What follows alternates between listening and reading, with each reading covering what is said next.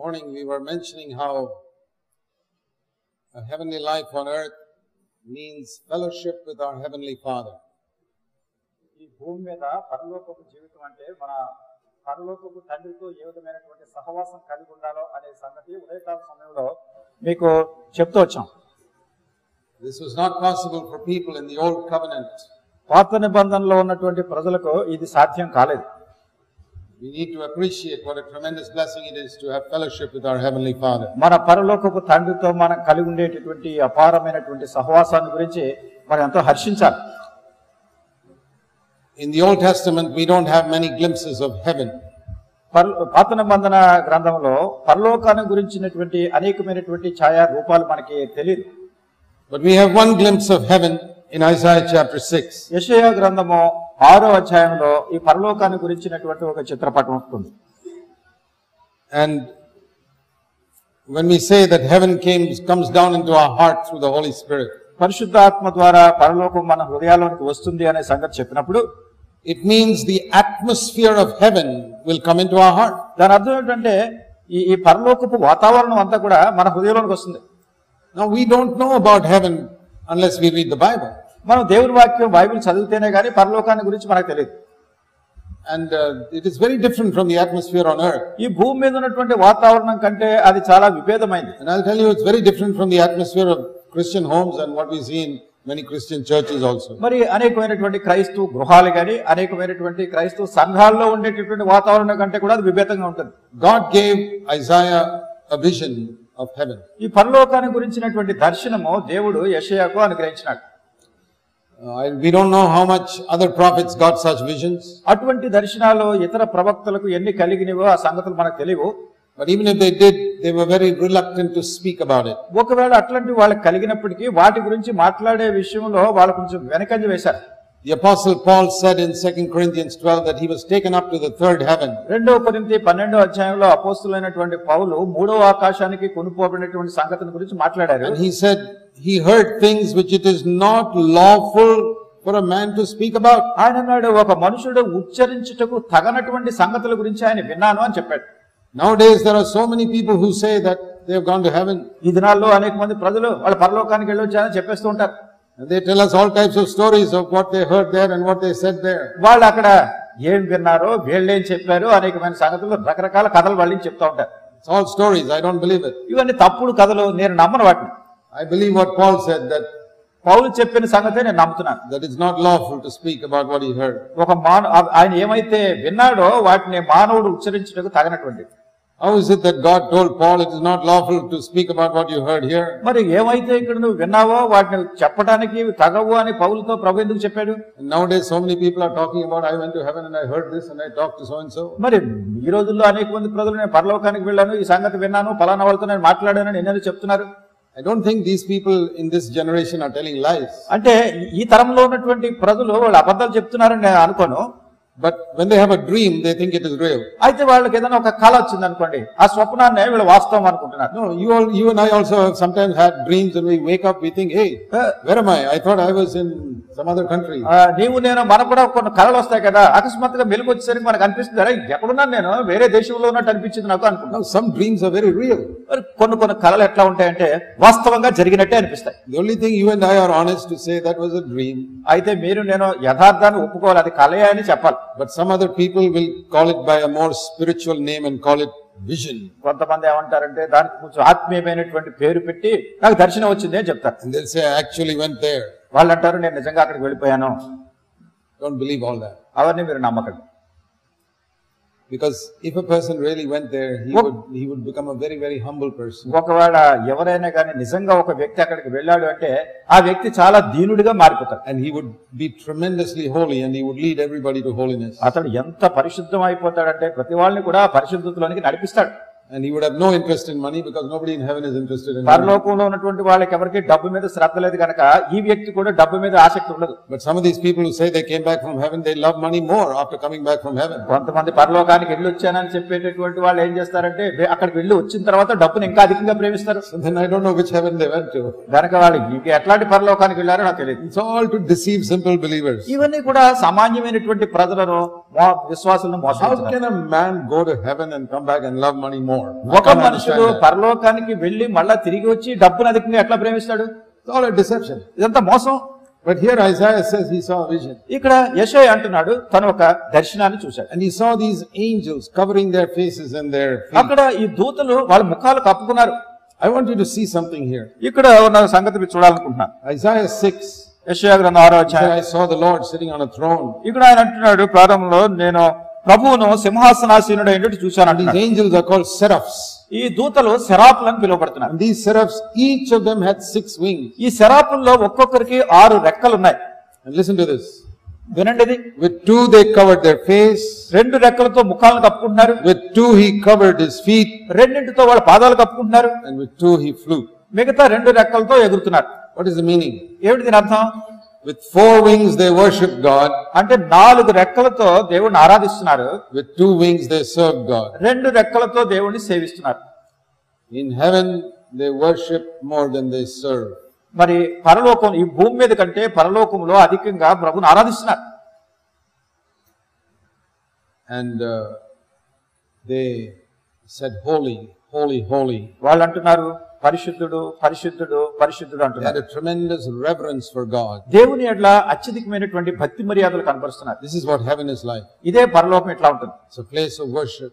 అది ఎల్లప్పుడూ ఆరాధనతో It's కూడిన a place స్థలం. of reverence for God. దేవుని ఎడ్ల భక్తి మర్యాదలు కలిగిన స్థలం. We will serve him there, but we will worship him double how much we serve ఆయన him. మనం అక్కడ సేవిస్తాం కానీ దానికంటే అధికంగా 2 అంతలుగా ఆయన ఆరాధిస్తాం. And if our life becomes heavenly, we will worship more than we serve. మరి మన యొక్క జీవితం కూడా పరలోక సంబంధమైనది అయినప్పుడు ఆయన సేవించడం కంటే అధికంగా ఆయన ఆరాధిస్తాం. And I also want to tell you that very few Christians have understood the meaning of real worship. ఇంకొక సంగతి మీకు చెప్పాలనుకుంటున్నాను. నిజమైనటువంటి ఆరాధన గురించినటువంటి సంగతి చాలా కొద్ది మంది క్రైస్తవులు మాత్రమే గ్రహించారు. Many people, what they call praise and worship is not worship. అనేక మంది ఏదైతే స్తుతి ఆరాధన అని అంటున్నారో అది నిజమైన ఆరాధన కాదు. When Isaiah went, he didn't see the angels swinging their hips with a guitar over there. అక్కడ యెషయా అక్కడికి వెళ్ళినప్పుడు అక్కడ ఉన్నటువంటి దూతలు గిటార్ పట్టుకుని అటు ఇటు ఊగులాడట్లేదు. No. లేదు. They were reverent. వాళ్ళు ఎంతో భయభక్తులతో ఉన్నారు. So many things that I see in Christian churches today, there is no reverence about it at all. ఈ దినాల్లో అనేకమైనటువంటి క్రైస్తవ సంఘాల్లో నేను చూస్తున్నటువంటి సంగతి ఏమిటంటే దేవుని గురించినటువంటి భక్తి మర్యాదలు కనపడడం లేదు. They call it worship. It is not worship. It's a deception. వాళ్ళు ఆరాధన అంటున్నారు కానీ నిజంగా అది ఆరాధన కాదు, ఇది ఒక మోసం. They have not seen the type of worship written in the New Testament and the Old Testament. నూతన బంధంలో గాని పాత నిబంధనలో గాని ఉన్నటువంటి ఆరాధన గురించి సరైన విధానంలో వాళ్ళు చూడలేదు.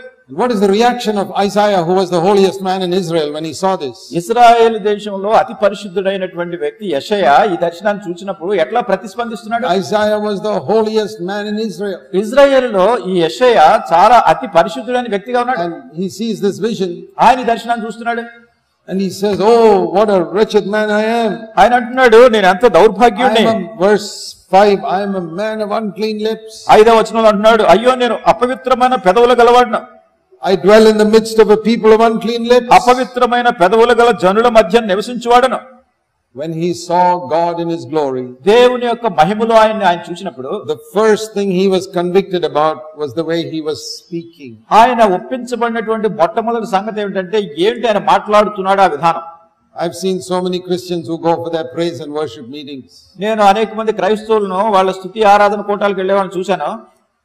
And then they go home and they gossip and they backbite. వాళ్ళు ఇంటికి వెళ్ళిన తర్వాత వాళ్ళ మీద వీళ్ళ మీద మాట్లాడుకుంటూ ఉంటారు, ఇతరుల గురించినటువంటి సంగతులు మాట్లాడుకుంటారు. They are never convicted about the way they use their mouth. అసలు వాళ్ళ నోటిని కొండలు చెప్పడానికి ఉపయోగిస్తున్నాడు అన్న సంగతి గుర్తించిన వాళ్ళు. I say these people did not worship God on Sunday morning. నేను అనుకుంటాను వీళ్ళు ఆదివారం ఉదయం ప్రభుని ఆరాధించిన వాళ్ళు కాదు వీళ్ళు. There are many groups like that. అనేకమైన గుంపులు అట్లా ఉన్నారు. We must worship God on Sunday morning. ఆదివారం ఉదయాన్నే దేవుడిని ఆరాధించాలంటారు. Brother, సహోదరుడా, what about the way you speak at home on Sunday evening? సహోదరుడా, ఆదివారం సాయంకాలం ఇంటి దగ్గర ఏం మాట్లాడుతున్నావు నువ్వు? You stopped worshiping God? నువ్వు ప్రభుని ఆరాధించడం మరి అక్కడ మానేస్తున్నావా? Worship God is just for 2 hours. ఏది ప్రభుని ఆరాధించడం ఆ వారానికి ఒకసారి 2 గంటలు మాత్రమేనా? It's an absolute deception. అది ఎంతో మోసము. Worship is a 24-hour thing. ఈ ఆరాధన అనేటటువంటిది 24 గంటలు జరగవలసిన క్రియ. These people never stopped. They were all the time worshiping ఈ God. ప్రజలు వీళ్ళు ఆపు చేయలేదు, రాత్రింబగళ్ళు ఇలా చెప్తున్నా And they were serving God at the same time. అదే సమయంలో ప్రభుని సేవిస్తున్నారు కూడా. True worship is a 24-hour thing. నిజమైనటువంటి ఆరాధన రోజుకి 24 గంటలు జరిగేటటువంటి. It is not just singing for 1 hour on Sunday morning. ఏదో ఆదివారం ఉదయం గంట సేపు పాటలు పాడేది కాదు. It is not just different people praying together for 1 hour before the breaking of bread. ఏదో రకరకాల ప్రజలు రొట్టె విరచడానికి ముందు ఒక గంట సేపు ప్రార్థన చేయటమో కాదు. No, that is all prayer. అది ప్రార్థన. This is all singing. ఇదంతా పాడటం. Worship is something completely different. ఆరాధన అనేది చాలా పూర్తిగా విభిన్నమైనది. Reverence for God. దేవుని యందు భక్తి మర్యాదలు కలిగి. It is a 24-hour thing. రోజుకి 24 గంటలు చేసే. 7 days a week.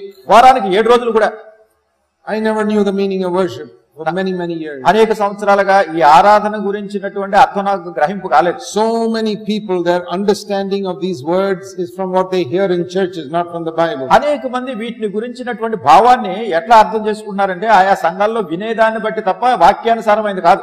You know what happens if you really come into the presence of God? మీరు నిజంగా దేవుని సన్నిధిలోకి వచ్చినప్పుడు ఏమవుతుందో తెలుసునా?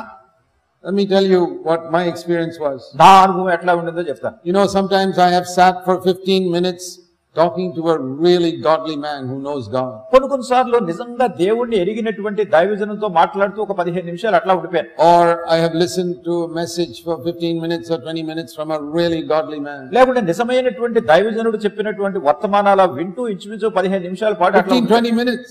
15-20 నిమిషాలు. And it has challenged my life and changed the direction of my life. అది నా జీవితానికి సవాలు చేసింది. నా జీవితంలో నేను వెళ్ళేటటువంటి దిశనే మార్చేసింది. Just listening to a godly man for 15-20 minutes. ఒక దైవజనుడు 15-20 నిమిషాలు చెప్పిందాన్ని వింటేనే ఇట్లా జరిగింది కదా. Many people in the morning they say they are sitting reading their Bible. అనేక మంది ఉదయాన్నే లేచి బైబిల్ చదవటం ప్రారంభిస్తారు. Having a quiet time with God. వాళ్ళు అంటారు దేవునితో నేను మౌన ధ్యాన సమయాన్ని కలిగి ఉంటాను. In my younger days, నా చిన్నప్పుడు I used to see people like this. నేను ఎట్లా ప్రజలు చూసేవాడిని. Every morning they will read their Bible. ఉదయాన్నే బైబిల్ చదువుతారు. They are having quiet time with God. దేవునితో మౌన ధ్యాన సమయం కలిగి ఉంటారు. And then they will come out. తర్వాత బయటకు వస్తారు. And they will be fighting and quarreling and gossiping and backbiting and doing everything. ఏం కానీ కొట్లాటలు పోట్లాటలు ఇతరుల గురించి కొండాలు చెప్పుకోవడం వాళ్ళ గురించి వేడు చెడుగా మాట్లాడడం. I was only a young man, 26 years old. నాకు అప్పుడు 26 సంవత్సరాల వయసు కలిగిన I thought, how can this be? అప్పుడు నేను అనుకునేవాడిని ఇది ఎట్లా జరుగుతుంది. I spent 15 minutes with a godly man, it changes my life. ఒక దైవజనుడు చెప్పింది 15 నిమిషాలు వింటేనే నా జీవితం మార్పు వస్తుంది కదా. These fellows say they sat half an hour having quiet time with God himself. ఈయన అంటున్నాడు అసలు దేవునితోనే అరగంట సేపు కూర్చుని మౌన ధ్యానం కలిగి and their life is not changed. కానీ జీవితంలో మార్పు రాలేదు. I said, Lord, what is this? నేను అన్నాను, ప్రభువా ఏమిటిది? The Lord said to me, ప్రభు చెప్పాడు, these people are not spending time with me. ఈ ప్రజలు నాతో సమయం గడపట్లేదు. They are just kneeling down and reading a book. ఏదో మోకరించో పుస్తకం చదువుకుంటున్నారు. It may be a chemistry book, it may be Bible, it makes no difference. అది ఏదో రసాయనిక శాస్త్రం కావచ్చు, లేకుంటే బైబిల్ కావచ్చు, ఏమైనా కావచ్చు. Some knowledge goes into their head. అంటే ఈ జ్ఞానమే వెళ్తుంది తలలోకి. It doesn't change their life. అది వాళ్ళ జీవితాన్ని మార్చట్లేదు. You can study the Bible and it doesn't change your life. మరి ఈ బైబిల్ చదువుతున్నారు కానీ మీ జీవితాన్ని మార్చట్లేదు. Come into the presence of God is something completely different from having half an hour quiet time with the Bible. దేవుని సన్నిధిలోనికి రావటం అంటే బైబిల్తో ఒక అరగంట సేపు మౌన ధ్యానం కలిగి ఉండటం కంటే ఇది చాలా వ్యత్యాసమైనది. I will tell you how you can know whether you have really come into the presence of God and worshipped Him. మీరు నిజంగా దేవుని సన్నిధిలోనికి వచ్చి ఆయన ఆరాధిస్తున్నారో లేదో మీరు తెలుసుకోవాలంటే సంగతి చెప్తాను. Same thing will happen to you that happened to Isaiah. యెషయాకి జరిగిన సంగతే మీకు కూడా జరుగుతుంది. So Lord, I'm a sinner. అయ్యో ప్రభువా నేను పాపిని. I've spoken wrongly. నేను తప్పుగా మాట్లాడాను. There'll be such tremendous conviction of sin in your life. నీ జీవితంలో పాపమును గురించినటువంటి బలమైన ఒప్పుదల వస్తుంది. That is always the mark of a man who has come into God's presence. దేవుని సన్నిధిలోనికి వచ్చినటువంటి వ్యక్తికి ఎప్పుడు కూడా ఇది ఒక గుర్తు. You read in Revelation chapter 1 when John the apostle saw Jesus. ప్రకటన గ్రంథం 1వ అధ్యాయంలో అపోస్తలుడైనటువంటి యోహాను యేసుప్రభువుని చూసినప్పుడు, this is the same man who was leaning upon Jesus' breast at the last supper. ఇదే మనుషుడు ప్రభురాత్రి భోజన సమయంలో క్రీస్తు ప్రభువారి రొమ్మును ఆనుకుని He was so close to him. ఆయనకి ఎంతో సమీపంగా ఉన్నాడు. And this is the man who was filled with the Holy Spirit when he was 30 years old. ఈ మనుషుడే ఇంచుమించు 30 సంవత్సరాల ప్రాయంలో పరిశుద్ధాత్మతో నింపబడినవాడు. And this is the man after day of Pentecost for 65 years now he has walked with God. Pentecost దినం తర్వాత 65 సంవత్సరాలు దేవునితో నడిచినటువంటి Now he is an old 95-year-old man. ఇప్పుడు 95 సంవత్సరాల వయసు కలిగినటువంటి వృద్ధుడైపోయాడు. Holiest man on the earth. ఈ భూమి మీద చాలా అతి పరిశుద్ధుడైన All the other apostles have died. మిగతా అపోస్తలులందరూ చనిపోయారు. And he is alone, persecuted for the faith in the Isle of Patmos. ఈయన ఒంటరిగా ఉన్నాడు. తన విశ్వాసాన్ని బట్టి హింస పొందుతూ పద్మసు ద్వీపంలో ఉన్నాడు. And he sees the risen Lord. తిరిగి లేచిన ప్రభువుని చూస్తున్నాడు. What does he do? ఏమంటున్నాడు? Does he go like this, say hello? వెళ్ళాను బుధమ చేసుకుని హలో అన్నాడా? No. లేదు. He falls on his face. ఆయన సాష్టాంగ పడిపోయాడు. With his head buried in the ground. మరి తన ముఖం నేల Mopadu. Like a dead man, he says, I fell down. ఆయన అంటున్నాడు నేను చనిపోయిన మృతుడైన వాడిగా పడిపోయాడు అన్నాడు. Those are the real worshippers. ఇవి నిజమైనటువంటి ఆరాధకులు. We have such a tremendous reverence for God. దేవుని ఎడల అటువంటి అత్యధికమైనటువంటి భక్తి మర్యాదలు వస్తాయి. They cannot stand in the presence of Jesus. అసలు యేసు ప్రభువారి సాన్నిధ్యంలో నిలవబడలేరు. They fall at his feet like a dead man. ఆయన పాదముల చెంత చనిపోయిన వాని వలె పడిపోయాడు. But this is so different from what people call worship today. మరి ఈ దినాల్లో ప్రజలు ఆరాధన చెప్పేదానికి ఇది చాలా వ్యత్యాసంతో కూడింది.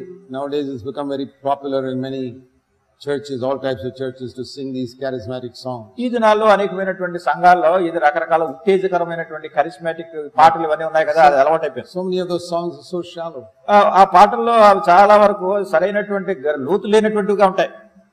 Even the word Jesus doesn't come there. అసలు యేసు అనే మాట కూడా చాలా చోట్ల ఉండదు అక్కడ. They sing songs like this. అట్లాంటి పాటలు కూడా పాడతారు. Hold me close. నన్ను దగ్గరగా పట్టుకో. Never let me go. నన్ను ఎప్పుడు విడిచిపెట్టొద్దు. You don't know whether it's a Hindi film song or whether it is they sing it to Jesus, or who are they singing it to? అదేదైనా హిందీ సినిమా పాట లేకుంటే యేసు ప్రభు గురించి పాడుతున్నారు, ఏమిటో కూడా మనకు అర్థం కాదు. I miss you so much. నిన్ను ఎంతగానో నన్ను గట్టిగా పట్టుకో. Never let me go. నన్ను I cannot live without you. నీవు లేకుండా ఉండలేను. These half converted fellows are now writing these love songs to Jesus. సకవ మారు మనసు పొందినటువంటి వాళ్ళు యేసు ప్రభువుని గురించినటువంటి ప్రేమ గీతాలు పాడుతున్నారు. And they call it worship. వాళ్ళు ఆరాధన అంటున్నారు దాన్ని. Go and learn from Isaiah and the Apostle John how to worship. యెషయా దగ్గర నుంచి అపోస్తలుని యోహాను దగ్గర నుంచి ఆరాధన అంటే ఏమిటో మీరు నేర్చుకోవాలి. He was not leaning on his breast. ఆయన రొమ్మున ఆనుకొని లేడు. He was fall at his feet like a dead man. ఆయన పాదముల చెంత చనిపోయిన వాడిగా పడిపోయాడు. Convicted of sin. తన పాపం గురించి ఒప్పించబడ్డాడు. Let me ask you. మిమ్మల్ని అడుగుతాను, when was the last time that you worshipped God and went away convicted of your sin? మీరు చివరిగా ఎప్పుడు అసలు ప్రభువుని ఆరాధించి మీ పాపం విషయమై ఒప్పించబడి వెళ్ళారు? You will never be convicted if you are singing sin. If you sing songs like hold me close and never let me go. నన్ను గట్టిగా పట్టుకున్నాను వదిలిపెట్టొద్దని ఈ పాటలు పాడినంత వరకు మీ పాపాన్ని గురించి మీరు ఒప్పించబడరు. He was so convicted of his sin. అయితే ఇతడు తన పాపం గురించి ఎంత ఒప్పించబడ్డాడంటే, when a heavenly life comes to earth, పరలోకపు జీవితం భూమి మీదకి వచ్చినప్పుడు we live in a conviction of sin all the time.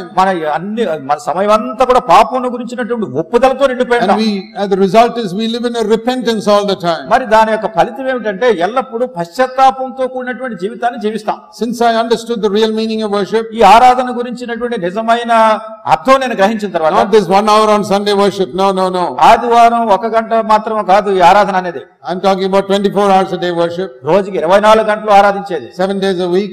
వారానికి 7 రోజులు. Result has been, మరి దాని ఫలితం ఏంటంటే, I am convicted of my sin. God is my witness every day of my life. మరి దేవుడే నా సాక్షి.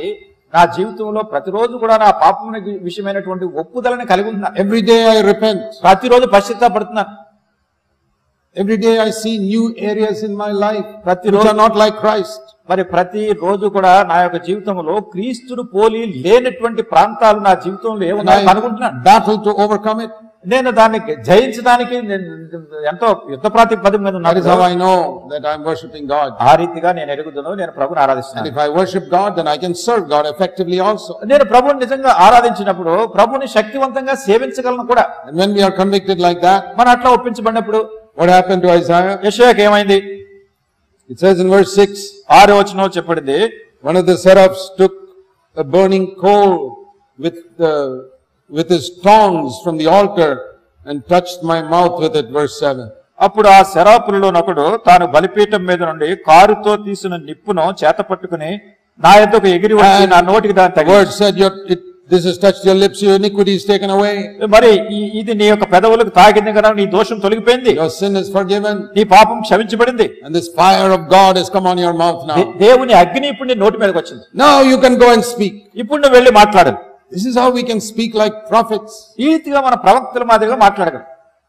All of us can have tongues of fire. మనమందరం కూడా ఈ అగ్ని వంటి నాలుకలు కలిగి ఉండగలం. On the day of Pentecost, we read tongues of fire came on top of everybody's head, men and women. పెంటెకోస్తు దినాన్ని పురుషులు గాని స్త్రీలు గాని అందరి మీదకి కూడా పరిశుద్ధాత్మ దేవుడు దిగి వచ్చినాడు. What was God saying? ఏమన్నాడు దేవుడు? I want to make your tongue like a tongue of fire. నేను మీ యొక్క నాలుకలను అగ్ని నాలుకల వలె చేయగలను. A pure tongue. అది పవిత్రమైన నాలుక. Most of us have to admit we have sinned most with our tongue. మనలో అనేక మంది ఒప్పుకోవాల్సినటువంటి విషయం ఏమిటంటే మనం అధికమైనటువంటి పాపాన్ని మన నాలుక ద్వారానే చేస్తున్నాం. We have told lies.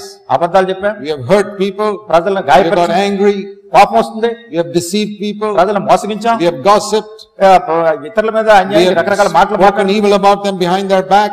మరి ప్రజల మీద కొండాలు చెప్తూ చెడుగా మాట్లాడుతున్నాం. This tongue has been like the fire of hell, sinning, sinning, sinning, sinning, sinning, sinning. ఈ నరకము ఎట్లా ఉందంటే ఇది అగ్ని, ఇది నాశనానికి పోయే అగ్ని మాదిరిగా పాపం చేస్తూ ఉంటుంది. Isaiah was like that. యెషయా ఎట్లా ఉన్నాడు? So God said to Isaiah, you need the fire from heaven on your tongue. మరి దేవుడు యెషయాతో అన్నాడు, పరలోకాల నుంచి వచ్చినటువంటి అగ్ని నీ నాలుక తగలాలి. I will do it for you when you confess that your tongue is full of sin. నీ నాలుక పాపంతో నిండి ఉందని నువ్వు ఒప్పుకున్నప్పుడు నేను నీ కోసం ఇది చేస్తాను. And he said that. Oh God, my tongue is full of sin. ఓ దేవా, నా నాలుక పాపంతో నిండిపోయింది. The fire from heaven touched his mouth. పరలోకాల నుంచి అగ్ని వచ్చి తన నాలుకను తాకింది. Have you confessed that to God? నువ్వు దేవుడికి ఒప్పుకున్నావా? Have you confessed to God the lies? నువ్వు చెప్పిన అబద్ధాలని ఒప్పుకున్నావా? నీ కోపాన్ని ఒప్పుకున్నావా? Backbiting, కొండాలు చెప్పడం, gossiping, ఇతరుల గురించి చెడుగా మాట్లాడడం, speaking evil of others. ఇతరుల గురించి అభ్యంతర కారణంగా మాట్లాడేది. Yeah, when you confess it honestly to God, He will touch you also with the fire. యథార్థంగా ఇవన్నీ ఒప్పుకున్నట్టయితే దేవుడు కూడా తన అగ్నితో మీ నాలుకను తాకుతాడు. What do you think those 120 people were doing for 10 days before Pentecost? పెంటెకోస్తు దినానికి ముందు 120 మంది ప్రజలు 10 దినాలు ఏం చేస్తున్నారు? వాళ్ళు They saw the glory of God and they were confessing their sins. దేవుని యొక్క మహిమను చూశారు, వాళ్ళ పాపాలు ఒప్పుకుంటున్నారు. And I can imagine they confessed a lot of sins of their tongue in those 10 days. నేను ఊహించగలను ఆ 10 దినాల ప్రార్థనలో వాళ్ళు చేసిన అనేకమైనటువంటి పాపాలు విస్తారంగా ఒప్పుకున్నారు. The Lord said, don't worry, I will touch your tongues with the fire of the Holy Spirit. ప్రభువు అన్నాడు, కలత చెందకండి, పరిశుద్ధాత్మ ద్వారా మీ యొక్క నాలుకలను నేను పై నుంచి అగ్నితో తాకుతాను. Men and the women prophesied. పురుషులు స్త్రీలు కూడా ప్రవచనాలు చెప్పారు. And the apostle Peter said, అపోస్తలుడైన పేతురు అన్నాడు, this is for all of you also. ఇది మీ అందరికీ కూడా. God said, I'll pour out my spirit and your sons and daughters will prophesy. దేవుడు అన్నాడు, నా ఆత్మను నేను కుమ్మరిస్తాను, మీ కుమారులు మీ కుమార్తెలు కూడా ప్రవచనాలు చెప్తారు. Do you know that we can have a fire in our lips which even the angels cannot have? దూతలు కూడా కలిగి ఉండనటువంటి విధంగా పరలోకాల నుంచి వచ్చినటువంటి అగ్ని మన యొక్క పెదాల మీద కలిగి ఉండగలం తెలుసునా? Have you read the Bible slowly? ఈ దేవుని వాక్యాన్ని నెమ్మదిగా చదివినప్పుడు read again Isaiah 6 verse 6 and 7. యెషయా గ్రంథం 6వ అధ్యాయం 6-7 వచనాలు మళ్ళా చదువుతున్నా. Read it slowly. నెమ్మదిగా చదవండి. Do you notice something?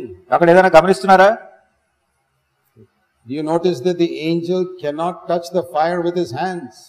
ఈ దూతలు తమ చేతితో ఈ అగ్నిని తాకలేరు. ఆ సంగతి గమనిస్తున్నారా? He had to take the fire with tongs. అతడు కారుతో ఈ నిప్పుని తీస్తున్నాడు. Because his hand will burn if he touches it. ఎందుకంటే అతడు ముట్టుకుంటే తన చెయ్యి కాలిపోతుంది.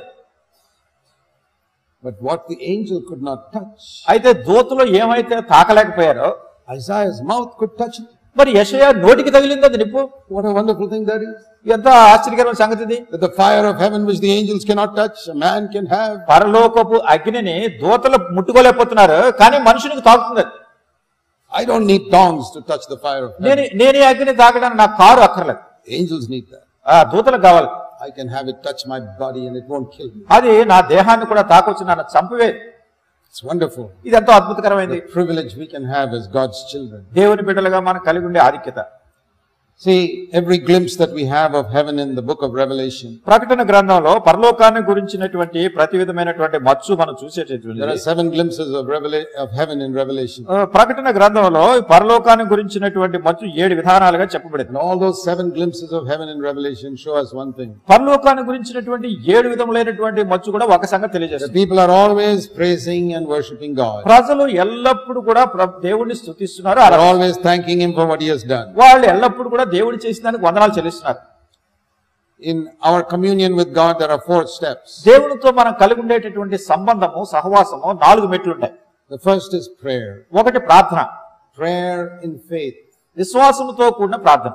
In faith means in dependence upon God. విశ్వాసంతోనే దానికి అర్థం ఏంటంటే దేవుని మీద ఆధారపడి. One of the best pictures of dependence and faith is the branch in a tree. అది ఈ విశ్వాసము ఆధారపడేటటువంటిది నమ్మిక ప్రార్థన. ఇదేమిటంటే ఒక చెట్టుకున్నటువంటి కొమ్మలాంటి. Think of a fruit tree, a mango tree. ఒకవేళ పళ్ళు ఫలించే ఒక చెట్టుని గురించి, మామిడి చెట్టు అనుకోండి. Fruit does not grow on the trunk of the tree. చూడండి, ఈ మామిడి పండు ఉంటుంది కదా, ఈ పండు ఈ చెట్టు మొద్దుకి రాదది. It's on the branches. అది ఎప్పుడు కొమ్మకే వస్తుంది. But the branches are so helplessly dependent on the tree. అయితే ఈ కొమ్మలు అనేటటువంటివి ఆ చెట్టు మొద్దు మీద పూర్తిగా ఆధారపడతాయి. Jesus said, I am the vine, you are the branches. యేసు ప్రభువారు అన్నారు, నేను ద్రాక్షావళిని, మీరు తీగలు. I think if you were in India, you would have said, I am the mango tree and you are the branches. ఒకవేళ మీరు భారతదేశంలో ఉంటే చెప్పండి, నేను మామిడి చెట్టును, మీరు మామిడి చెట్టు కొమ్మలు. The principle is the same. ఆ నియమం ఒకటే. He is the tree.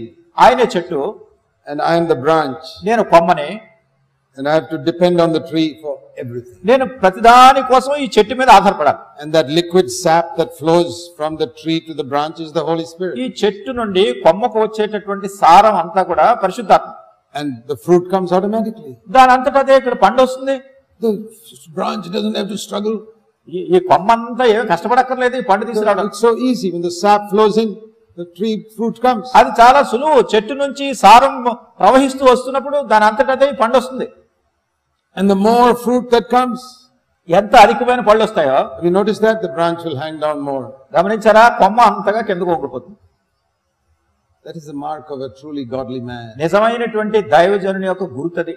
The more fruit comes from his life, the more humble he becomes. తన యొక్క జీవితంలో ఎంత ఫలభరితంగా ఉంటాడో అంతగా దీనుడైపోతాడు, కిందకు వచ్చేస్తాడు. Who are these proud believers? The ones who got no fruit in their branch. మరి అసలు వాళ్ళ యొక్క కొమ్మకి ఏ విధమైనటువంటి ఫలాలు లేనటువంటి అతిశయంతో కూడినటువంటి విశ్వాసులు ఎవరు వీళ్ళు? When you get a little fruit, you'll become more humble, brother.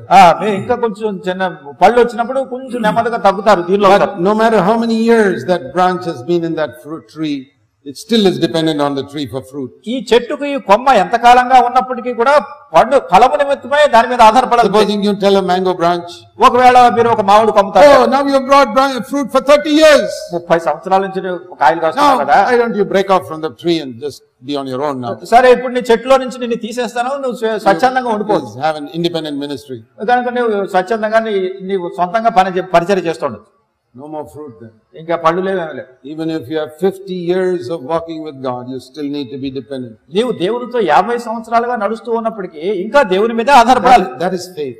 అది విశ్వాసం. When we pray, మనం ప్రార్థించినప్పుడు pray with faith is to say, Lord, whether I have 1 year experience or 50 years experience, I'm dependent on you. విశ్వాసంతో దేవుని ప్రార్థించినప్పుడు, ప్రభా నాకు 1 సంవత్సరం అనుభవం ఉన్నా 50 సంవత్సరాల అనుభవం ఉన్నా నీ మీద నేను ఆధారపడుతున్నాను. Whenever you think of faith, think of this branch in the tree. విశ్వాసాన్ని గురించి మీరు ఎప్పుడైనా ఆలోచించినప్పుడు ఈ చెట్టు నుండి వచ్చే కొమ్మను గురించి ఆలోచించండి. Lord, I'm like a branch. ఓ ప్రభా, నేను ఒక కొమ్మ లాంటి వాడిని. I cannot produce one fruit in my life without you. నువ్వు లేకుండా నా జీవితంలో ఒక్క పండు కూడా నేను ఫలించలేను. Even if I have 50 years experience. నాకు 50 సంవత్సరాల అనుభవం ఉన్నా సరే. I've been preaching now for more than 45 years. ఇంచుమించు 45 సంవత్సరాల కంటే అధికంగా నేను బోధిస్తూ వస్తున్నాను. Even today I know my lips will become dry and dead if I don't depend upon the Lord. ఈ రోజు కూడా ప్రభువు మీద గనక నేను ఆధారపడకపోయినట్లయితే నా పెదవులు ఎండిపోయినట్టు అయిపోతాయి. దాని నుంచి మాటలు రావు. I have to be filled with the Holy Spirit today just like I was many years ago. అనేకమైన సంవత్సరాల కింద ఉన్నట్టుగా ఇప్పుడు కూడా దేవుడి పరిశుద్ధాత్మతో నింపబడాలి. I need the sap to flow in the branch if there's to be fruit. దాని ఫలములు ఫలించాలంటే ఈ సారం చెట్టులో నుండి కొమ్మకొచ్చినట్టుగా రావాలి. You may be a new believer. మీరు ఒక నూతన విశ్వాసి కావచ్చు. A new branch that has come out from the tree. చెట్టు నుంచి ఒక కొత్త కొమ్మ ఇప్పుడే వస్తుంది. You need the sap just like me. నాకు అవసరమైనట్టే నీకు కూడా సారం కావాలి. And if you allow the sap to come into your branch, you will also bear fruit. ఆ సారము చెట్టులో నుంచి నీలో ప్రవహించడం అనుమతిస్తే నువ్వు కూడా ఫలాలు ఫలిస్తావు. Faith is that helpless dependence upon God for everything. విశ్వాసం అంటే అన్నిటిని గురించి కూడా దేవుని మీద పూర్తిగా ఆధారపడిపోవడం. That is the best way to pray. అదే ప్రార్థించడానికి శ్రేష్టమైన విధానం. I'm trusting you to do this for me. ఓ ప్రభువా, నా కొరకు నువ్వు ఇది చేయాలని నేను నమ్ముతున్నాను నిన్ను. I believe what you said. Without you, I can do nothing. నీవు చెప్పింది నేను నమ్ముతున్నాను. నీవు లేకుండా నేను ఏమీ చేయలేను. I also believe what Paul said. With Christ, I can do all things. పౌలు చెప్పినది కూడా నేను నమ్ముతున్నాను. క్రీస్తును కలిగి ఉండి సమస్తాన్ని చేయగలను. That is faith. అది విశ్వాసం. Without you, Lord, I can do nothing. ప్రభువా, నీవు లేకుండా నేనేం చేయలేను. John 15:5. యోహాను సువార్త 15:5. And the second part is రెండో భాగం Philippians 4:13. Philippi 4:13. With Christ I can do everything. క్రీస్తునందు నేను సమస్తం చేయగలను. You keep saying that. ఈ చెప్తూ ఉండండి. Lord, without Christ I can do nothing. ఓ ప్రభువా, క్రీస్తు లేకుండా నేను చేయలేను. With Christ I can do everything. క్రీస్తుతో సమస్తం చేయగలను. That is faith. అదే విశ్వాసం. You pray like that. అట్లా ప్రార్థన చేయండి. If you pray like that, your faith, you will be praying in faith. మీరు అట్లా ప్రార్థిస్తే విశ్వాసంలో ప్రార్థిస్తున్నారు. That type of faith produces results. అట్లాంటి విశ్వాసము ఫలితాలు తీసుకొస్తుంది. So that is step 1. అదే మొదటి మెట్టు. We won't be doing that in heaven. No more prayer in heaven. పరలోకంలో ఇంకేది ఉండదు. పరలోకంలో ఇంకా ప్రార్థనలు ఉండవు. Because we don't need to pray for anything there. ఎందుకంటే అక్కడ దేని గురించి ప్రార్థన చేయాల్సిన We'll అవసరం only be praying on this earth. ఈ భూమి మీద ఉన్నప్పుడే ప్రార్థన చేస్తూ ఉంటాం. Don't think that because you pray for a long time, God will answer. మీరు దీర్ఘ సమయం ప్రార్థన చేశారు కనుక దేవుడు జవాబిస్తాడు అనుకోకండి. It's a wrong idea. అది తప్పు ఆలోచన. The prophets of Baal prayed for 6 hours, nothing happened. బయలు ప్రవక్తలు 6 గంటలు అలా ప్రార్థన చేస్తూనే ఉన్నారు. Elijah prayed for half a minute and the fire came. ఏలియా 1/2 నిమిషం ప్రార్థన చేశాడు, పరలోకం నుంచి అగ్ని వచ్చింది. It is not length of time. It is faith. ఇది ఎంత దీర్ఘ ప్రార్థన చేశామనేది కాదు ప్రాముఖ్యం, ఎటువంటి విశ్వాసంతో ప్రార్థన చేస్తాం. Then some people think, కొంతమంది అనుకుంటారు many people pray, God will definitely answer. అనేక మంది ప్రార్థన చేసే దేవుడు ఖచ్చితంగా జవాబిస్తాడు అనుకుంటారు. That is a human idea. అది మానవ తలం. They say if two people take a march past in the street, government will not take notice. వాళ్ళు ఏమనుకుంటారంటే ఇద్దరు గనక రోడ్డు మీద మార్చ్ పాస్ చేస్తే ప్రభుత్వం వాళ్ళు If two పట్టించుకోరు. people are walking with a banner, ఇద్దరు బ్యానర్స్ పట్టుకుని నడుస్తున్నారు అనుకోండి, if two people, ఇద్దరే. but if 20,000 people walk, then the government will take అయితే notice. 20,000 మంది ప్రజలు కనుక బ్యానర్ పట్టుకుని నడిస్తే ప్రభుత్వం వాళ్ళు వెంటనే స్పందిస్తారు. We think God is like that. దేవుడు కూడా ఇలా ఉండాలనుకుంటారు. Two people pray, he's not bothered. ఇద్దరు ప్రార్థన చేస్తే దేవుడు వదిలేస్తున్నాడు. 20,000 people pray. 20,000 మంది ప్రార్థన చేస్తే God says, I better listen to that. దేవుడు అంటాడు నేను తప్పనిసరిగా ఏదో వినాలనుకుంటాను. God is not like the government. లేదు, ప్రభుత్వం ఉన్నట్టుగా దేవుడు ఉన్నట్టు. Jesus said, if 2 or 3 come together in my name, I'm in the midst. You can ask anything. యేసు ప్రభువు అన్నారు, మీలో 2-3 నా నామమున చేరి యుద్ధరో నేను వారి మధ్యలో ఉండి వారు ఏమడిగినా చేస్తానంటున్నాడు. So don't think if many people pray, God will answer. అనేక మంది ప్రజలు అడిగితే ఆయన చేస్తాడని కాదు. 2 or 3 with faith. 2-3 విశ్వాసంతో. Very important to understand that. ఇది గ్రహించడం చాలా ప్రాముఖ్యమైనది. So that is prayer. అది ప్రార్థన. Then the second step is to give thanks to God. రెండో మెట్టు ఏమిటంటే దేవునికి వందనాలు చెల్లించడం. That we will be doing in heaven also. అది పరలోకంలో కూడా చేస్తాం. See, they sing in heaven.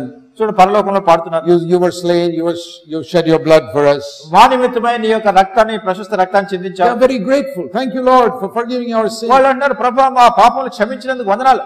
So we must move one step beyond prayer to learn to thank God for everything. ప్రతి దాని గురించి దేవునికి వందనాలు చెల్లించడానికి ప్రార్థన తర్వాత మరి ఒక మెట్టు ముందుకు వేయాలి. Many people don't get what God wants them to have because they pray, but they don't give thanks. అనేక మంది వాళ్ళు ప్రార్థనలో కావలసిన దాన్ని పొందలేకపోతున్నారు. ఎందుకంటే అసలు ఏమైతే కలిగి ఉన్నారో దాని గురించి దేవునికి వందనాలు చెల్లించేది నేర్చుకోలేదు. You all know the story of the 10 lepers who came and shouted out, Lord, heal us. 10 మంది కుష్ఠ రోగులు ప్రభు దగ్గరికి వచ్చి ప్రభు మమ్మల్ని స్వస్థపరచు అని గట్టిగా అరిచి మొరపెట్టారు. ఆ సంగతి మీకు తెలుసు. It says in Luke 17:13. లూకా సువార్త 17:13 They raised their voices. వారు గట్టిగా గొంతెత్తి పిలిచారు, Oh Lord, Jesus, have Master, have mercy on us. ఓ యేసు మా యందు కనికరం చూపించు. They didn't say it softly. ఆయన They didn't say it softly. They said it loudly. వాళ్ళు ఏదో మెల్లగా చెప్పలేదు, గట్టిగా అరిచారు. When Jesus saw them, యేసు ప్రభువు చూశారు, said, go and show yourself to the priest. వెళ్ళి మిమ్మల్ని మీరు యాజకులు కనపరచుకోండి. Luke 17:14. లూకా సువార్త 17:14. As they went, they were all cleansed. వాళ్ళు వెళ్ళుచుండగా శుద్ధులైరి. What did they do? ఏం చేశారు వాళ్ళు? Oh, this is wonderful. ఇది చాలా అద్భుతంగా ఉంది. I better go and show my wife. I'm healed now. నేను వెళ్ళి ఇప్పుడు నా భార్యకి చూపిస్తాను, స్వస్థత వచ్చేసింది నాకు. It's wonderful. I'm healed now. I'm perfect. I'm so happy. చాలా అద్భుతంగా ఉంది, నాకు నేను బాగా అయిపోయాను, చాలా సంతోషంగా I can ఉన్నాను. go and live in my house now. I can get a job now. ఇప్పుడు నేను వెళ్ళి మా ఇంట్లో ఉండొచ్చు, నాకు ఉద్యోగం కూడా వస్తుంది. What about going back to Jesus and saying thank you? మరి యేసు ప్రభు గారు మళ్ళా వెళ్ళి ఆయనకు వందనాలు చెల్లించిన సంగతి ఏంటి? One person thought of it.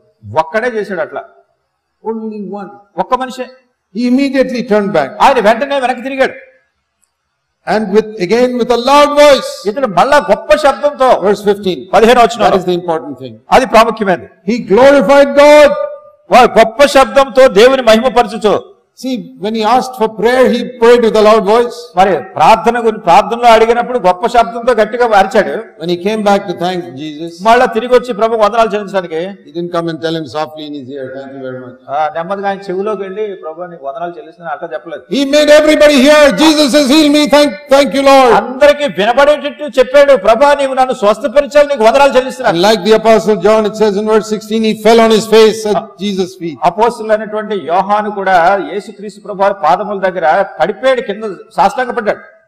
And it says he was a Samaritan. ఇతడు సమరయుడు అని. You know who are the Samaritans in your life? మీ జీవితంలో ఉన్నటువంటి సమరయులు ఎవరో తెలిసినా? The people of some other denomination who you think don't know God. వేరే రకమైనటువంటి denomination లో ఉన్న వాళ్ళ గురించి మీరు అనుకుంటారు వాళ్ళకి దేవుడు అంటే తెలియదు అనుకుంటారు. See, all of you sitting here, you belong to some denomination which you think is the only right denomination. మీరు ఇక్కడ కూర్చున్న వాళ్ళు చాలా మంది రకరకాల డినామినేషన్ చెందిన వాళ్ళు మీ డినామినేషన్ సరైనదని అనుకుంటారు. Many denominations think like that. చాలా మంది డినామినేషన్ అంటారు We are the right denomination. మేమే మా డినామినేషన్ సరైనది. All the others, they are all Samaritans. మిగతా వాళ్ళందరూ సమరయులు అంటారు. But that Samaritan is the one who came and thanked God. ఆ సమరయుడే వెనక్కి వచ్చి వందనాలు చెల్లించాడు దేవుడికి. Don't despise Christians in other denominations. గనుక క్రైస్తవుల్ని, ఇతర తెగల్లో ఉన్నటువంటి వాళ్ళని, ఇతర సహవాసాల్లో ఉన్న వాళ్ళని ఏమి విమర్శించకండి. Many of their leaders are wrong, I know, teaching wrong things. వారిలో అనేక మంది నాయకులు తప్పుగా బోధిస్తున్నారు నాకు. But the poor people sitting in their congregation, some of them are sincere people. అయితే వాళ్ళని వినేటటువంటి వాళ్ళ శ్రోతల్లో ఉన్నటువంటి వాళ్ళు చాలా యథార్థమైన వాళ్ళు. No, I don't despise Christians. I expose the wrong teachings of the leaders. దానికి వాళ్ళని తృణీకరించట్లేదు కానీ వాళ్ళ నాయకులు చెప్పేటటువంటి తప్పు బోధనల గురించి నేను చెప్తాను. I have seen some sincere believers in almost every denomination. నేను చూశాను ఇంచుమించు ప్రతి తెగలోనూ, ప్రతి డినామినేషన్ లోనూ యథార్థవంతులైన క్రైస్తవులు ఉన్నారు. They are my brothers and sisters in Christ. వాళ్ళు క్రీస్తునందు నా సహోదరులు, సహోదరులు. And I value them. నేను వాళ్ళకి ఎంతో విలువిస్తున్నాను. And so here was the Samaritan who thanked God like anything. ఇక్కడ ఈ సమరయుడు దేవునికి ఎంతో వందనాలు చెల్లిస్తున్నాడు. And he came to Jesus. యేసు ప్రభువు దగ్గరికి వచ్చాడు. Did Jesus expect the other 9 to come back and thank him? మరి ఇతర 90 కూడా వచ్చి వందనాలు చెల్లించాలని యేసు Very ప్రభువు important question. ఇది చాలా ప్రాముఖ్యమైన ప్రశ్న. When you pray to God for something, నీవు దేనికోసమైనా దేవుని and ప్రార్థించు, you get an answer, నీ దానికి జవాబు వచ్చినప్పుడు does the Lord expect you to come back and thank him? మీరు వెనక్కి వచ్చి ఆయనకు వందనాలు చెల్లించాలని దేవుడు కోరుతున్నాడా? He does. కోరుతున్నాడే. It says here, Jesus said in verse 17, there were 10 people cleansed. Where are the other 9? 17వ వచనంలో ప్రభు అంటున్నారు, అందుకు యేసు 10 మంది శుద్ధులైరి కారా, ఆ 90 ఎక్కడ? Only one person came back to give glory to God. దేవుని మహిమపరచడానికి ఒక వ్యక్తి వచ్చాడా? Do you know that when you give thanks, you are giving glory to God? మీరు దేవునికి వందనాలు చెల్లించినప్పుడు దేవుడు మహిమపరుస్తున్నా తెలుసా? And Jesus takes note of it even today. ఈ దినాన కూడా యేసుక్రీస్తు ప్రభువు దాని గురించి గమనిస్తున్నారు. I answered 10 people's prayers, only one person has come back to thank 10 మంది me. ప్రార్థన నేను విన్నాను కదా, ఒక్క వ్యక్తి వచ్చి వందనాలు చెల్లిస్తున్నాడేంటి? And so Jesus touched him, యేసుక్రీస్తు ప్రభువు ఆయన తాకి said, get up. ఆయన లెమ్మని చెప్పాడు. You are saved. నీవు రక్షణ పొందావు. Your faith has saved you. Verse 19. 19వ వచనంలో నీ విశ్వాసము నిన్ను స్వస్థపరచును. It is more than healing. అది మామూలు శరీర సంబంధమైన స్వస్థత కంటే కూడా అధికమైనది.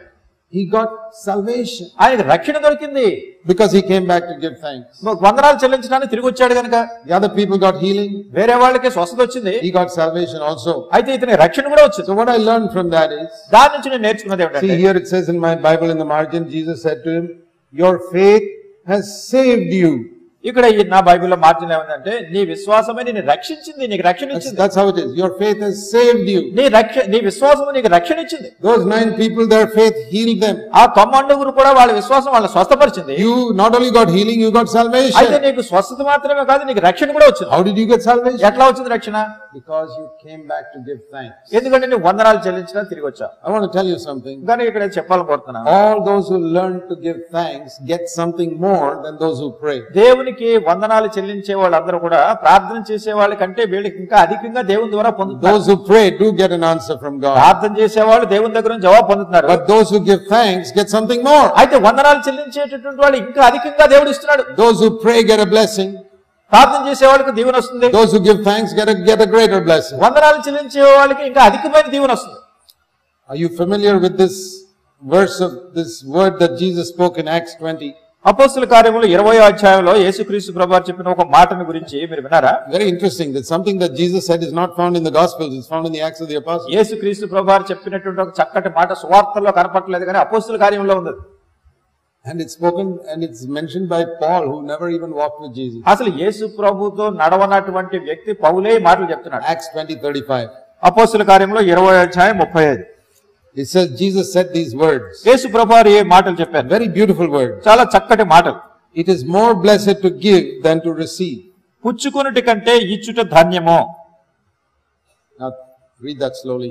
నెమ్మదిగా చదవండి దీన్ని. It is more blessed to give than to receive. పుచ్చుకొనుట కంటే ఇచ్చుట ధన్యము. What does that mean? దాని అర్థం ఏంటి? Is there a blessing in receiving? దాన్ని పొందటంలో ధన్యత ఉందా? Yes. ఉంది. He didn't say there's no blessing. దాంట్లో ధన్యత లేదని చెప్పలేదు. There is blessing in receiving. పొందటంలో ధన్యత ఉంది. But there's more blessing in giving. దానికంటే ఇచ్చుటలో ఇంకా అధికమైన ధన్యత. It applies in many areas in life. జీవితంలో అనేకమైన భాగాల్లో ఇది పనిచేస్తుంది. The 9 lepers, they received healing. 90 కుష్ఠరోగులు కూడా స్వస్థత పొందారు. Was that a blessing? అది దీవెన కదా? Of course it's a blessing to be healed from leprosy. ఆ కుష్ఠరోగాల నుంచి స్వస్థత పొందడం దీవెనే. But what did the 10th fellow do? అయితే 10వ వాడు ఏం చేశాడు? He went and gave something. వెళ్ళి మళ్ళా ప్రభుకి ఏదో ఇచ్చాడు. Gave thanks. ఆయనకి వందనాలు చెల్లించాడు. That didn't cost him anything. దానికి ఆయనకి ఖర్చు Just అవ్వలేదు. words. కొన్ని మాటలు. No, he didn't have to give money. Just thank you, Lord. డబ్బు కూడా ఇవ్వలేదు. ప్రభువా నీకు వందనాలు చెల్లిస్తున్నాను. He got more blessed. ఆయనకి అధికమైన దీవెన వచ్చింది. It's always a principle in life. జీవితంలో ఎప్పుడు ఇది ఒక నియమం. You receive something from the Lord, ప్రభు దగ్గర నుంచి ఏదో పొందుతున్నావు, you get a blessing. నీకు దీవెన వస్తుంది. But when you give thanks, అయితే నువ్వు వందనాలు you చెల్లించినప్పుడు get a greater blessing. దానికంటే అధికమైన దీవెన వస్తుంది. Or when you give that which you have received to somebody else who needs it. అయితే నువ్వు పొందినటువంటిది అక్కర కలిగినటువంటి ఇతరులకు నువ్వు ఇచ్చేవారు.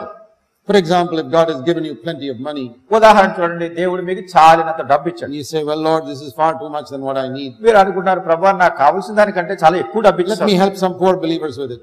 కనుక కొంతమంది పేద విశ్వాసులు ఉంటే నేను వాళ్ళకి ఇస్తాను. Is it good when God blessed you with money? దేవుడు మీకు డబ్బు ఇచ్చాడు, దీవించాడు, That మంచిదే is కదా? definitely a blessing. ఖచ్చితంగా మంచిదే. When cost of living goes up, it's good that you get money to be able to live. అన్ని ఖర్చులు ఎక్కువైపోయినటువంటి దినాల్లో చాలినంత డబ్బు దేవుడు మీకు ఇచ్చాడంటే ఆశీర్వాదం అది. Nothing wrong in building your house, having money to build your own house. తప్పు లేదు, మీరు ఇల్లు కట్టుకోవడంలో తప్పు లేదు, ఇల్లు కట్టుకోవడం తప్పు కావడం తప్పు కాదు, That's a blessing. అది దీవెన. It's a blessing to be able to eat healthy food, to give good education to our children. It's all a blessing. మంచి ఆరోగ్యవంతమైన ఆహారం తినడం కానీ, పిల్లలకు మంచి చదువులు చెప్పించడం కానీ, ఇది ఆశీర్వాదమే, But దీవెనే. when you have received all these blessings, మీరు ఎప్పుడు చూసినా ఈ దీవెనలు పొందుతూనే ఉంటున్నారనుకోండి. praise the Lord, you've been blessed. దేవునికి స్తోత్రములు మీకు But when Deevena. you say, Lord, I've got so much now, అయితే ఇప్పుడు అన్నారు, ప్రభా నాకు చాలా ఎక్కువ ఉంది, let me think of some of these other people who have not got so much. అసలు ఇంత ఎవరికి లేదో వాళ్ళ గురించి మీకు ఆలోచిస్తాను, Let me give something to them. కనుక వాళ్ళకు కూడా కొంత ఇస్తాను. You'll get a greater blessing. మీకు అధికమైన ఆశీర్వాదం There వస్తుంది. are very few people who do that. కొద్దిమంది ప్రజలు ఎట్లాంటివి They చేస్తారు, only think of themselves. చాలా మంది వాళ్ళ కోసమే. I have learned the truth of this in my life. ఈ దీనిలో ఉన్న సత్యాన్ని నా జీవితంలోనే That తెలుసుకున్నాను. it is more blessed always to give than to receive. పుచ్చుకున్నటి కంటే ఇచ్చుట ఎల్లప్పుడూ కూడా ధన్యకరమే. I have received tremendously from the Lord. ప్రభు యొద్ద నుండి నేను అత్యధికంగా పొందాను. In all these 50 years, I cannot count the number of blessings God has given ఈ me. 50 సంవత్సరాల్లోనూ కూడా ప్రభు నాకు ఇచ్చినటువంటి ఆశీర్వాదాలను అసలు లెక్క పెట్టలేను. Spiritually, ఆత్మీయంగా God has shown me some amazing things from the scriptures. ప్రభు లేఖనాల నుండి చాలా ఆశ్చర్యకరమైన సంగతులకు బయలుపరిచారు. He's given me such a wonderful life in Him. ఆయన యందు అద్భుతకరమైన జీవితాన్ని ఇచ్చారు. He's blessed me physically. ఆయన శారీరకంగా కూడా నన్ను దీవించారు. I've hardly ever been sick in these 70 years. ఈ 70 సంవత్సరాల్లో అసలు ఎప్పుడు కూడా నాకు పెద్ద అనారోగ్యం ఏమీ కలగలేదు. I've traveled for 45 years, never missed one meeting in my life because of sickness. 45 సంవత్సరాలుగా నేను ఎంతో ప్రయాణాలు చేస్తూ వాక్య పరిచర్య చేస్తున్నాను. అనారోగ్యాన్ని బట్టి ఒక మీటింగ్ కూడా వెళ్ళడం మానలేదు. God has given me a tremendous blessing. దేవుడు నాకు ఎంతో గొప్ప ఆశీర్వాదం ఇచ్చాడు. God has met my need financially, educated my children. దేవుడు నా ఆర్థిక సంబంధమైన అక్కర్లు తీర్చాడు, పిల్లలకు చదువు చెప్పించాడు, చేశాడు. What shall I do? ఏం చేయాలి ఇప్పుడు? Just keep on receiving? ఇంకెంతసేపు No. లేదు. I said, Lord, I have to give and give and give and give and give. ప్రభువా నేను ఇవ్వాలి. And I get a greater blessing. నాకు దాని ద్వారా అధిక దీవెన వస్తుంది. And give thanks and give thanks and give thanks. నేను దేవునికి వందనాలు చెల్లిస్తున్నాను. Dear brothers and sisters, ప్రియ సహోదరులారా, సహోదరులారా, please learn one lesson today. ఈ దినాన్ని ఒక పాఠం నేర్చుకోండి. You have missed the greater blessing because you have kept on receiving. మీరు ఎల్లప్పుడూ కూడా పొందటంలోనే ఉన్నారు కనుక అధికమైన దీవెన మీరు పోగొట్టుకోవాలి. You would have got a much greater blessing if you had learned to give also. అసలు ఇచ్చుట అనేది మీరు నేర్చుకున్నప్పుడు దీనికంటే అధికమైన దీవెన మీరు పొందుండేవాళ్ళు. Think of that poor widow who came and put 2 cents in the offering box. ఆ పేద విధవరాలు 2 నాణేలు కానుక పెట్టెలో వేసింది. I thought about that. దాని గురించి నేను ఆలోచించాను. Supposing I saw one poor widow and I knew she had only 2 paisa. ఒకవేళ నేను ఎవరైనా పేద విధవరాలు చూశాననుకోండి, ఆమె 2 పైసలే ఉన్నాయనుకోండి. Now, those days 2 cents must have got something more than today's 2 cents. ఆ దినాల్లో 2 పైసలు అంటే ఈ దినాల్లో ఉన్నదానికంటే చాలా విలువైనవి. Maybe she could have had one meal at least. మరి కనీసం వాటి ద్వారా ఒక పూట భోజనాన్ని వస్తుంది. And I see her coming and putting the money in that box. ఆమె వచ్చి ఆ కానుక పెట్టెలో అది వేయటం చూశాను. I would have stopped her. నేను ఆపేసి I ఉండేవాడిని. said, sister, please don't put that. Sister ఆగండి, ఆ కానుక వేయకండి మీరు. You've got needs in your life. Use it for yourself. నీ జీవితంలో నీకు ఎన్నో అక్కర్లు ఉన్నాయి, దానికి ఉపయోగించుకోండి. But God's way of thinking is not my way of thinking. అయితే దేవుడు తలంచే విధానం నేను తలంచే విధానంలో ఉండదు. Jesus sees her. యేసు ప్రభువారు చూస్తున్నారు. Let her do it. చేయని ఆవిడని. Let her do it. ఆవిడ చేయని. She'll get 100 times because she has learned to give.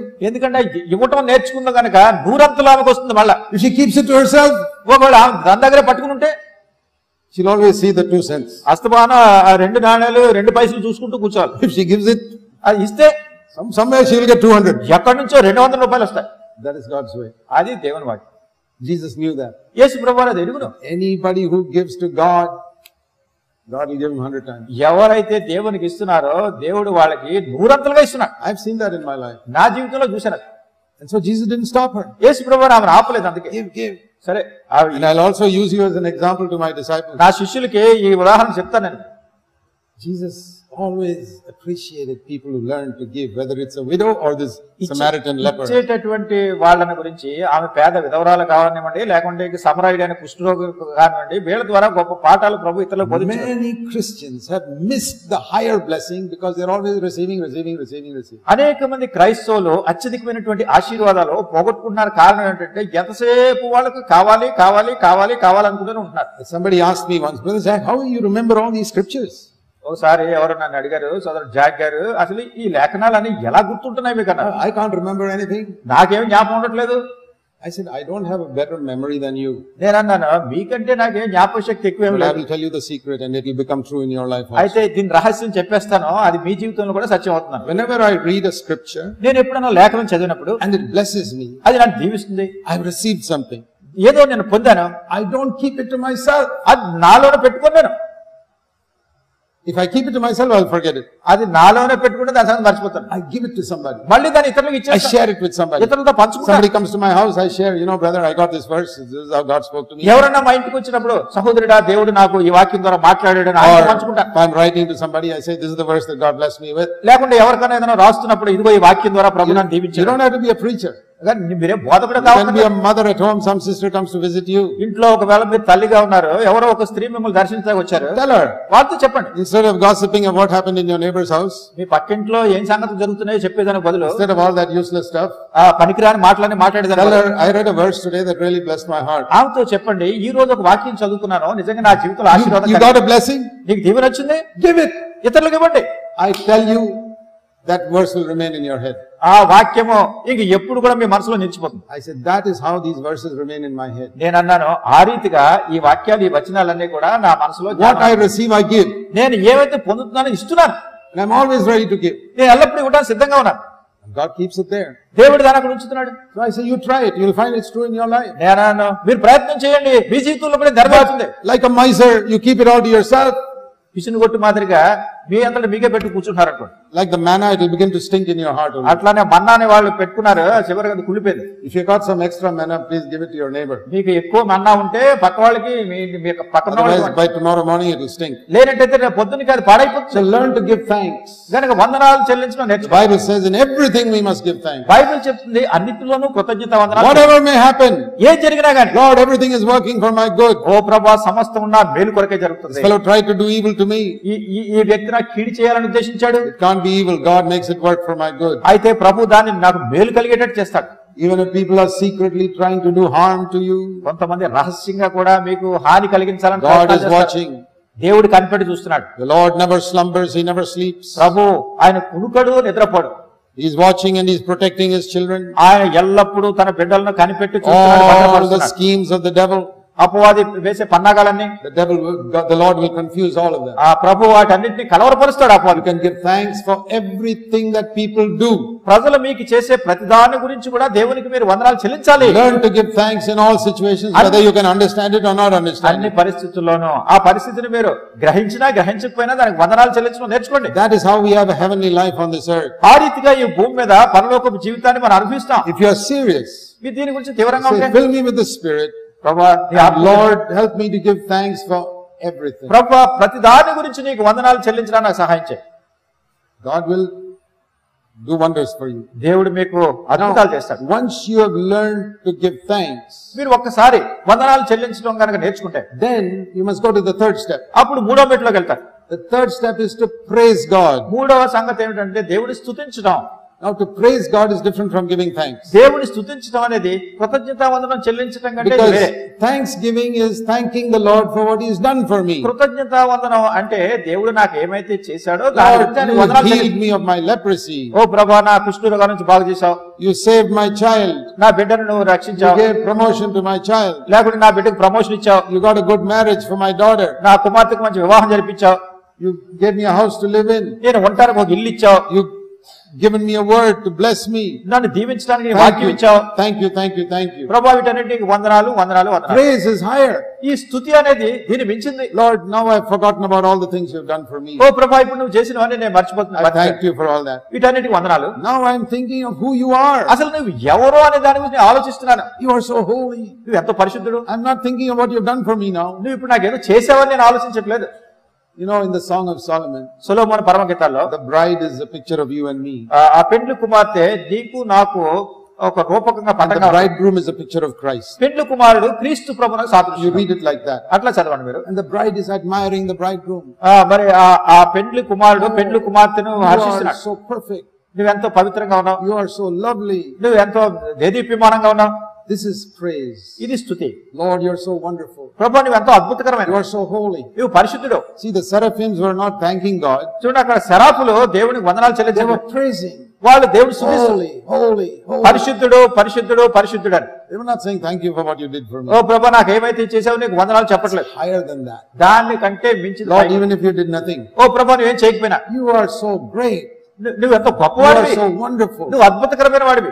Most of the songs that people call praise and worship ఈ స్తుతి ఆరాధన అని ప్రజలు చెప్పే అనేకమైన పాటలు are actually praise, thanksgiving and praise. అవన్నీ కూడా కృతజ్ఞతావందనాలు స్తుతి. Thank you, Lord, for what you've done for me. ప్రభా నాకు ఏమైతే చేసావు నీకు వందనాలు. And Lord, you are so wonderful. ఓ ప్రభా నువ్వు ఎంతో అద్భుతకరమైన, Very, very important. చాలా ప్రాముఖ్యమైనది. We need to meditate on who God is, దేవుడు ఏమై ఉన్నాడో దాన్ని ధ్యానించాలి. how wonderful He is, ఎంతో అద్భుతకరమైన వాడు, how compassionate He is. ఎంతో వాత్సల్యత గలవాడు. You know, we think so much about ourselves.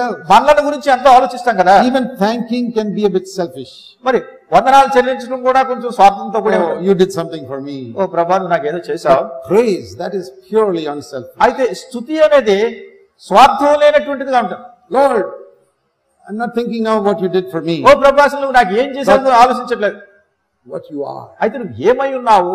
Ruler in the heaven, పరలోకంలో పరిపాలకుడు, our Father who art in heaven, పరలోకంలో ఉన్న తండ్రివి, Almighty God. సర్వశక్తిమంతుడైన దేవుడువు. It produces faith when we praise Him. మనం అట్లా ఆయన స్తుతించినప్పుడు అది విశ్వాసాన్ని వృద్ధి When పొందిస్తుంది. we think of how wonderful and how great God is, మన దేవుడు ఎంత It అద్భుతకరమైన produces గొప్పవాడు faith in our అనుకున్నాడు. heart. మన హృదయంలో ఉన్న విశ్వాసం అభివృద్ధి పొందుతుంది. that's the next step. అది తర్వాత మెట్టు. Then we come to the last step, అప్పుడు చివరి మెట్టులోకి వస్తే which is worship. ఆరాధన. Now I want to explain to you what worship is. ఆరాధన అంటే ఏమిటో మీకు వివరించబడుతున్నాను. Not what you have learned in your church. మీ సంఘాల్లో నేర్చుకున్నది కాదు. If you want to seriously study worship, మీరు నిజంగా ఈ ఆరాధన గురించి తీవ్రంగా ఆలోచించాలంటే, if you take a concordance in the English language and look at all the places where worship is mentioned in the New Testament, ఇంగ్లీషులో ఉన్నటువంటి కంకార్డెన్స్ తీసుకుని నూతన బంధంలో ఆరాధన అనే మాటలన్నీ మీరు చూస్తే you'll find it is not thanksgiving and it is not praise. మీరు అక్కడ చూసేది ఏంటంటే అది కృతజ్ఞతా వందనాలు కాదు, స్తుతి కాదు. You ask yourself, మిమ్మల్ని మీరే ప్రశ్నిస్తారు. many of you have gone to meetings where you say you're worshiping God. మీలో అనేక మంది ప్రభువుని ఆరాధించడానికి మీటింగ్కి వెళ్ళి But what you have actually done in those meetings is thanking God or praised Him. You అయితే didn't even worship at ఆ all. Meeting లో మీరు చేసింది ఏమిటి అంటే ప్రభువుకు వందనాలు చెల్లించారు, లేకుంటే స్తుతించారు కానీ ఆరాధించలేదు. But you confused it all. అయితే దీని అంతా కలవరంతో నింపేశారు.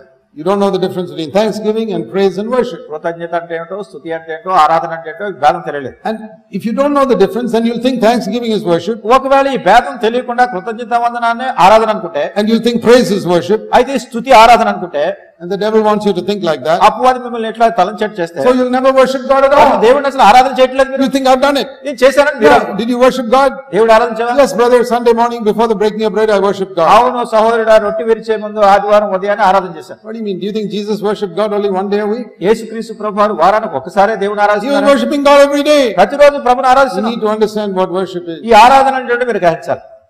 Worship is not just speaking words to God. ఈ ఆరాధన అంటే దేవునితో ఏదో కొన్ని మాటలు It's వల్లించడం. higher than thanksgiving, కృతజ్ఞత కంటే హెచ్చైన స్థానంలో, higher than praise. స్తుతి కంటే హెచ్చైన స్థానంలో ఉంది. Worship is sometimes in silence. ఆరాధన అనేది కొన్నిసార్లు మౌనంగా. You know, there's a verse in the Old Testament which says, the Lord is in His holy temple, let all the earth keep silence before Him. పాత నిబంధనలో ఒక మాట ఉంది, దేవుడు తన పరిశుద్ధ ఆలయమందు ఉన్నాడు, తన ప్రజలంతా మౌనంగా ఉండవలసింది. Silence? మౌనంగా ఉండేదా? Worship is in silence many times. అంటే అనేక పర్యాయములు ఈ ఆరాధన మౌనంగానే జరుగుతుంది. I find that. నేను కనుగొన్నాను. Worship can begin with words, ఈ ఆరాధన మాటలతో ప్రారంభించవచ్చు, then it goes on to song, తర్వాత కీర్తనలోకి వెళ్ళొచ్చు, and ends in silence. తర్వాత అది మౌనంగా ఉండే సమయంతో అంతమవుతుంది. If you really have worshipped God, మీరు it would have come to silence finally. మరి మీరు నిజంగా దేవుడిని ఆరాధిస్తే చివరికి వచ్చేసరికి అలా మౌనంగా ఉండే స్థితికి వచ్చేస్తుంది. And most of the time it is just me and God. అనేక పర్యాయాలు ఎలా ఉంటుందంటే ఇక నేను దేవుడే ఉన్నామా అనిపిస్తుంది. That is worship. అది ఆరాధన. In the Old Testament, the high priest was one person allowed to go into the most holy place. పాత నిబంధనలో అతి పరిశుద్ధ స్థలంలోకి వెళ్ళడానికి ప్రధాన యాజకుడు మాత్రం ఒక్కడే Only వెళ్ళాడు. he and God. అతను దేవుడు అంతే. He worshipped. అంతే ఆరాధన చేస్తుండే. That is the best way to worship. అది ప్రభువుని ఆరాధించే శ్రేష్టమైన విధానం. Many times when I'm alone, చాలా సార్లు నేను ఒంటరిగా or when I wake up in the middle of the night and I'm lying down on my bed, ఒకవేళ రాత్రి సమయంలో నాకు మెలుకు వచ్చినప్పుడు మధ్యరాత్రిలో పడక మీద everybody's asleep, అందరూ నిద్రపోతున్నారు, me and God నేను దేవుడు worshiping, ప్రభువుని ఆరాధించు, my face down on the bed, నా ముఖము పడక మీద పెట్టి worshiping God. ప్రభువుని ఆరాధించు. Or sometimes in a meeting, లేనట్టయితే కొన్నిసార్లు మీటింగ్ లో many people are praying and somebody's in that corner, I cannot even hear what he's saying. అనేకులు ప్రార్థన చేస్తున్నారు, ఎవరో అక్కడ మూలన ఉన్నారు, ఏం చెప్తున్నారు కూడా వినపట్లేదు. I'm alone then, నేను అప్పుడు ఒంటరిగా because I cannot hear. He's 100 feet away, I can't even hear what he's ఎందుకంటే saying. 100 అడుగుల దూరాన్ని ఉన్నటువంటి నాకు వినపడటం లేదు. But I'm alone then with God. అప్పుడు నేను దేవుడితో ఒక్కడే ఉన్నాను. Let him pray, I'm worshiping God here. సరే అతను ఆయన ప్రార్థన చేస్తున్నాడు, నేను దేవుడు ఆరాధన There are చేస్తున్నాను. so many situations where we can worship God. అనేకమైనటువంటి పరిస్థితుల్లో ఇట్లా ప్రభువుని ఆరాధించవచ్చు. But what do other people do? ఇతరులు ఏం చేస్తారు? Oh brother, this prayer meeting they have, I can't even hear that fellow. సహోదరుడా ఏదో ప్రార్థన మీటింగ్ పెట్టారు, అతను ఏం చేస్తున్నాడు వినపట్లేదు. And someone else there in the same language I cannot even understand. అక్కడ ఎవరో ఏదో భాష మాట్లాడుతున్నారు, అది నాకేంటో అర్థం కావట్లేదు. Those are the best times for me, అది నాకు మంచి సమయాలు ఇవి. because I can't understand that fellow's language. ఎందుకంటే అతని భాష నాకు అర్థం I అవ్వట్లేదు. can't hear that fellow praying in that corner. అతడు ఆ మూలలో ప్రార్థన చేసేది I వినపట్లేదు. say, great, now I can worship you God. సరే దేవా నేను ఆరాధన చేస్తాను, Just me and you. నీవు నేను అంతే. I'll tell you some of the best times I have in a prayer meeting is when it is silence. ఆ ప్రార్థన కూటాల్లో చాలా శ్రేష్టమైనటువంటి సమయాలు నేను కలిగి ఉన్నది ఏమిటంటే మౌనంగా ఉన్న సమయం. If you learn to worship God, your life will be changed. మీరు ప్రభువుని ఆరాధించడం నేర్చుకున్నాడు, మీ జీవితమే You మారింది. say, Lord Jesus, you're everything to me. ప్రభు అయిన యేసు నీవే నాకు సర్వమై ఉన్నావు. These are the words of a true worshipper. నిజమైనటువంటి ఆరాధకుని మాటలు. Psalm 73 verse 25. 73వ కీర్తన 25వ వచనం. Lord Jesus, whom have I in heaven but thee, and there's no one I desire on earth. ఆకాశమందు నీవు తప్ప నాకెవరున్నారు, నీవు నాకుండగా లోకంలోనిది ఏదియూ నాకు అక్కరలేదు. I desire no one on earth but you. ఈ లోకంలో నీవు తప్ప నాకెవరు లేరు. When I get to heaven, I only want you. నేను పరలోకానికి వెళ్ళినా నీవే నాకు కావాలి. That is a true worshipper. అది నిజమైనటువంటి ఆరాధన. If you can say that మీరు అది చెప్పినప్పుడు every day, ప్రతిరోజు I desire nothing on earth but you. ఈ భూమి మీద నాకు ఏం అక్కర్లేదు, నీవే కావాలి. I don't want good food. నాకు I మంచి don't ఆహారం want good అక్కర్లేదు, clothes. మంచి బట్టలు I అక్కర్లేదు, don't want my husband to get me a new sari. నా భర్త నాకు మంచి చీర తేవాలనుకోవట్లేదు, I don't want anything. నాకేం అక్కర్లేదు, I want you. నీవే కావాలి. That's all. అంతే, You're a worshipper. అది ఆరాధన. Very few Christians are worshippers. కొద్ది మంది క్రైస్తవులు మాత్రం ఇట్లా ఆరాధించేవాళ్ళు. But worship is what brings heaven to this earth. ఈ ఆరాధన అనేటటువంటిది పరలోకాన్ని భూమి మీద తీసుకొచ్చేది. You want heaven in your life? మీ జీవితంలో పరలోకం In your కావాలనుకుంటున్నాం, home? ఇంట్లో Learn to give thanks. వందనాలు చెల్లించడం Learn to నేర్చుకోండి, praise God. ప్రభుని స్తుతించడం నేర్చుకోండి, And learn to worship Him. ప్రభుని ఆరాధించడం నేర్చుకోండి. Let's pray. ప్రార్థన చేసుకుందాం. Heavenly Father, పరలోకపు తండ్రి, we thank you for the reality of these things that we can experience every day. ప్రతిరోజు కూడా మేము అనుభవించే ఈ వాస్తవికమైనటువంటి సంగతులను బట్టి మీకు వందనాలు. Help us to walk in the light of your word. మీ వాక్యం వెలుగులో నడుచుటకు మాకు సహాయం చేయండి. Pray in Jesus' name. యేసు నామమున ప్రార్థిస్తున్నాం.